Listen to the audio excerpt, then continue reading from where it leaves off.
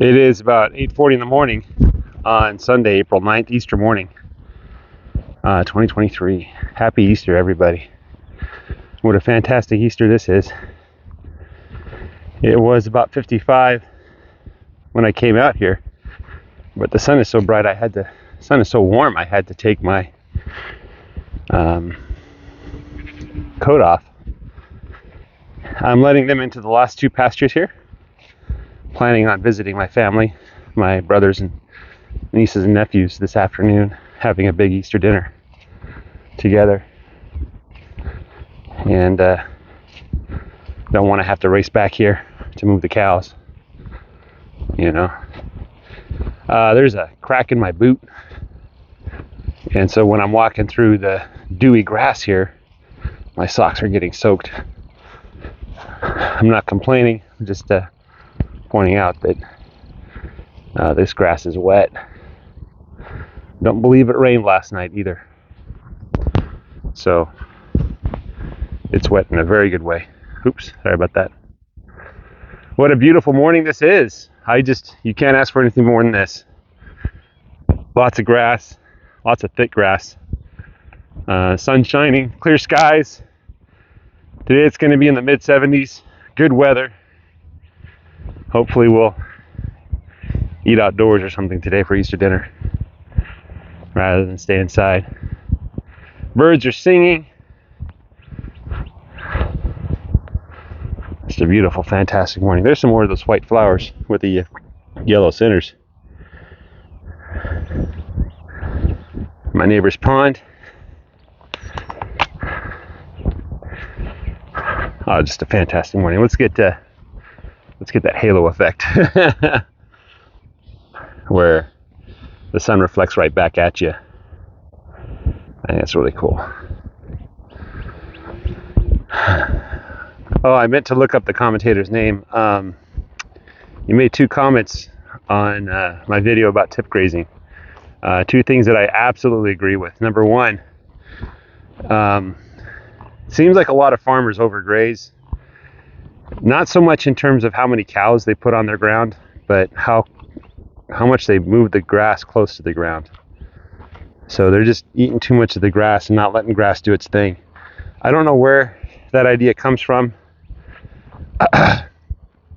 Part of it in my case was the fact that we just didn't have a lot of grass. I didn't know what to do about it.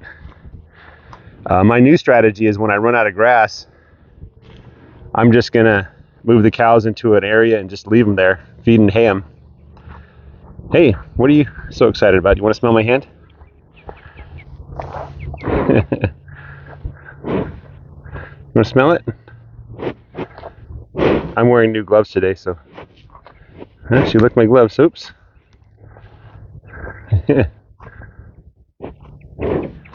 Yeah.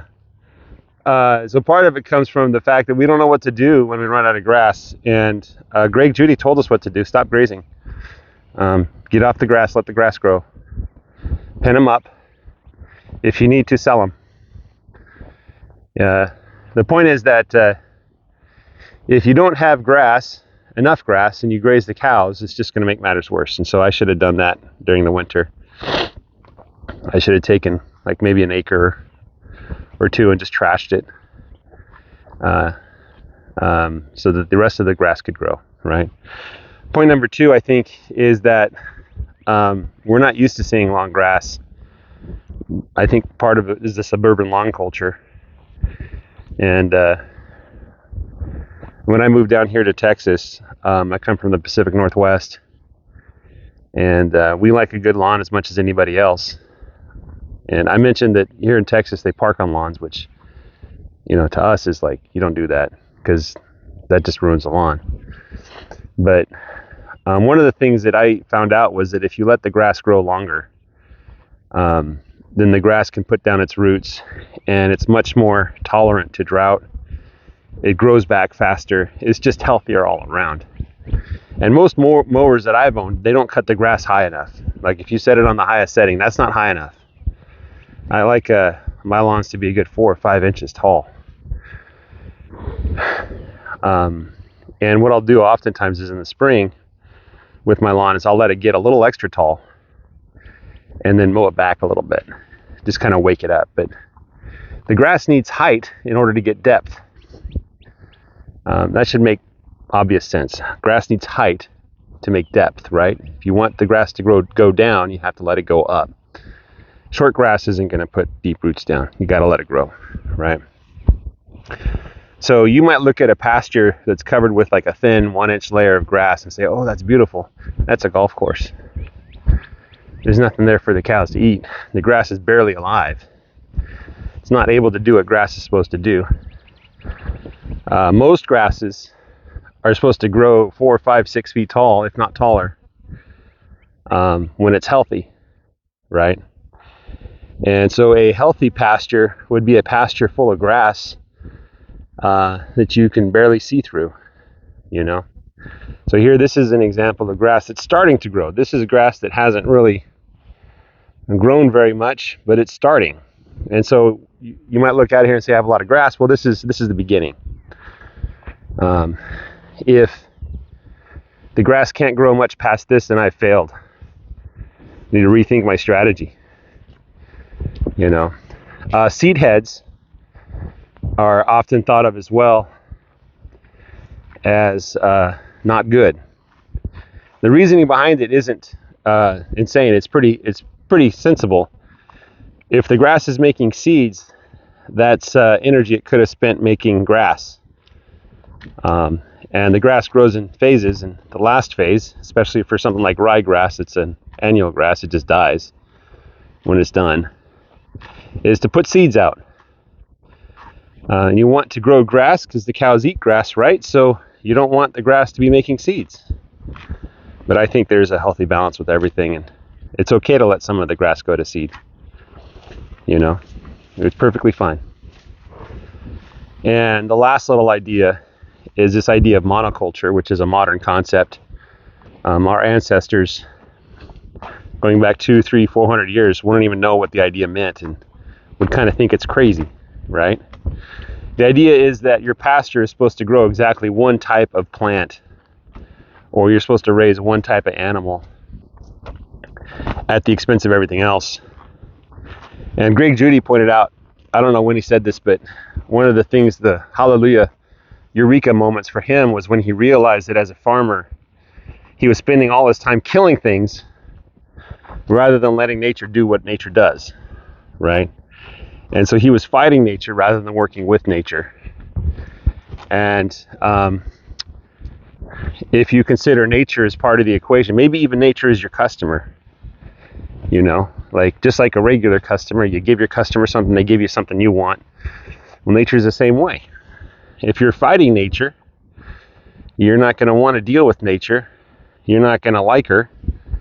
And you're not going to get along. Everything nature does is something you hate, and you're just going to be telling everybody about how much you hate nature. Well, you're not going to have a good time farming, are you?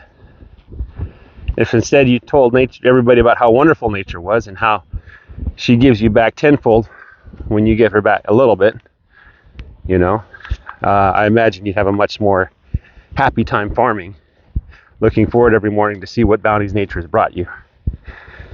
So that's kind of my philosophy. Let the grass grow. Let nature do her thing.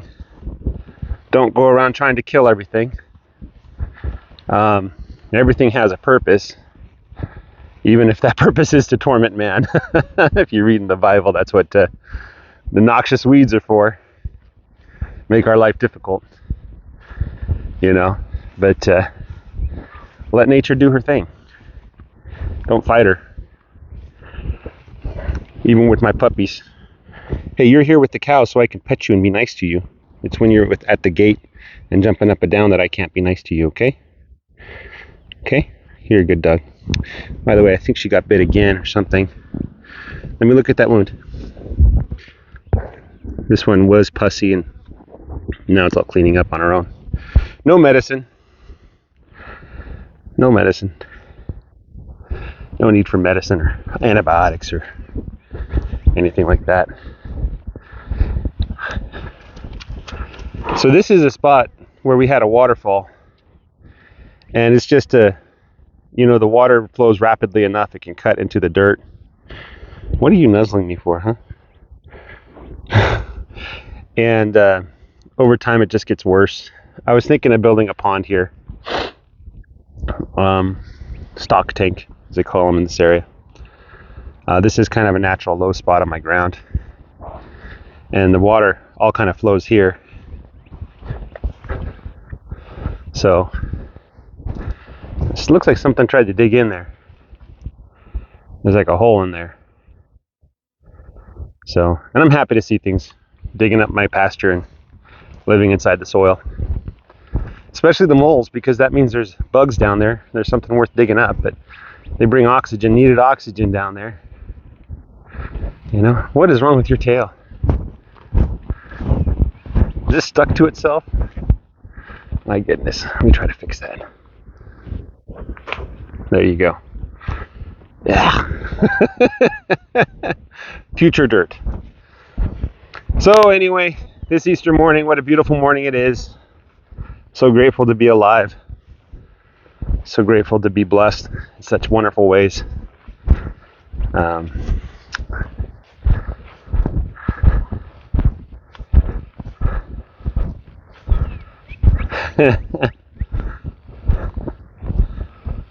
Look at that ram lamb.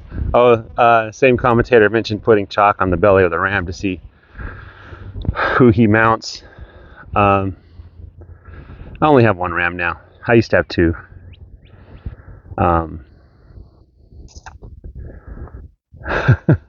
I think that one's a little big for you. Anyway, I'll just let nature do her thing. I'm pretty sure the sheep are pregnant. I'm just not sure when they got pregnant. And I'm not sure when they're going to pop. You know, it looks to me like, yeah, I know nothing about sheep. Just what I've been told on the internet.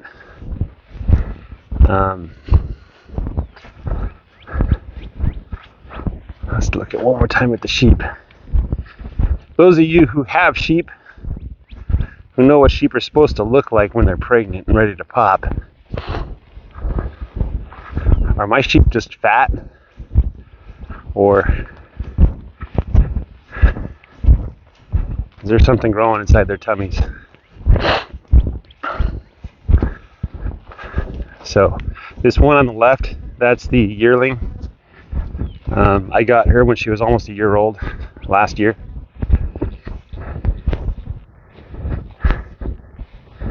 I want to say about June. Does she look pregnant? This one on the right, she's older.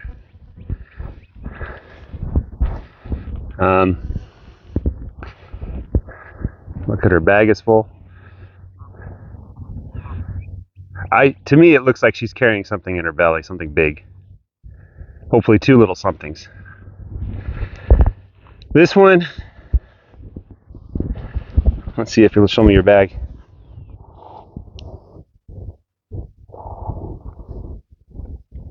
Ow.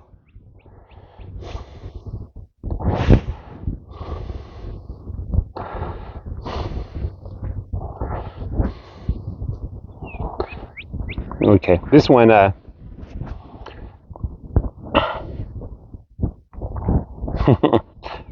she like that? She's pushing against my hand. I guess she likes it. Oh. So this one, let's try to get behind her. Let me look at your behind. It looks to me like she's got a little bag developing. So maybe she's getting close. Unfortunately, her tag fell out. And I don't know what the rules are for the breed, but I was reading that the tag must be present at all times. Her tag fell out some time ago. I have her records though, and I haven't had any other sheep here, and I'm 100% certain this is the one I got. You know, so maybe ask for replacement tags or something. I don't know. I don't know how that works. You're a beautiful lamb though, beautiful sheep. This one too. This one shed quickly. That one not so quickly. And the ram is still shedding. So, all right, that's all I got for you guys. Have a great Easter morning. Well, it's Monday morning for you. Have a great Monday morning. Bye-bye.